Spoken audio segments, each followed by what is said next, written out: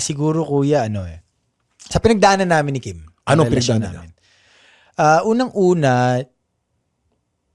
there are battles na hindi naman alam ng mga tao na kami lang yung kumakaharap ni Kim Katulad ng, pwede mo share?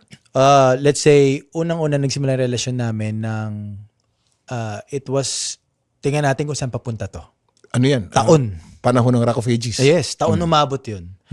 Tapos, umabot sa ang unang pagli-live-in namin, pandemic. Nako, oh. Live-in, Trial yan. pandemic pa. Oh. Tapos, lockdown pa. Buti hindi kayo naghiwalay.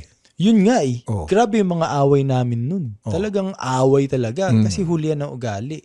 Tapos, doon din namin na-test na, kasi doon mo matetest ano ba, ikikip ko ba to? Tatagal ba ako dito? Oh. Kasi grabe ng away namin Mm. Tapos pandemic pa. Ano ba, pag natapos pa yung pandemic, eto pa rin ba? Ano ba yung cool? Ano ba yung hindi ko pa na-experience sa life? Mm. Diba? Baka naman meron pa. Kasi pag eto na yon, ibig sabihin tatanggapin ko ng eto na yung next level ng buhay ko. Mm. Lahat yun na-affirm din na hindi, si Kim talaga Ah.